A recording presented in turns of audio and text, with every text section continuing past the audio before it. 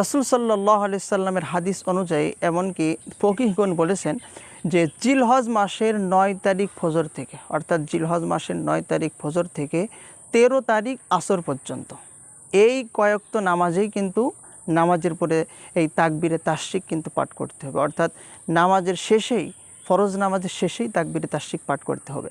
যদি এমন হয় আপনার কোনো নামাজ যদি কাজা হয়ে যায়, তাহলে কাজা নামাজ আপনি যখনই পড়বেন, কাজা নামাজ শেষ হওয়ার সাথে সাথেই কিন্তু এই তাকবীরে তাশরিক পড়তে হয়। এমনকি সাহাবা ইকরাম ঈদের নামাজে যাওয়ার সময় তাকবীরে তাশরিক পড়তেন, এক রাস্তা দিয়ে যাওয়ার সময় পড়তেন, আসার সময় অন্য রাস্তা দিয়ে আসতেন আর তাকবীরে তাশরিক পড়তেন। ঈদে এমনকি বাজারে যাইতে যাইতেও কিন্তু তাকবীরে তাশরিক পড়তেন। তো এই জন্য আমাদের মুমিন মুসলমান হিসাবে এই তাকবীরে তাশরিক সহি শুদ্ধভাবে শিখতে হবে।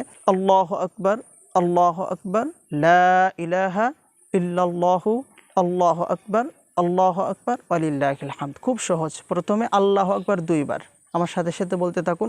প্রথমে আল্লাহু আকবার 2 বার, আল্লাহু আকবার, আল্লাহু আকবার, আবার 2 বার, 2 বার আল্লাহু আকবার বলতে হবে। তারপরে লা ইলাহা ইল্লাল্লাহ, অর্থাৎ আল্লাহু আকবার, আল্লাহু আকবার, লা ইলাহা ইল্লাল্লাহ, আবার আল্লাহু আকবার 2 বার, আল্লাহু আকবার, আল্লাহু আকবার, ওয়ালিল্লাহিল হামদ, ওয়ালিল্লাহিল হামদ। খুব সহজ কিন্তু একটি তাকবীরে তাশরিক অনেকেই কঠিন মনে করে ফেলায়।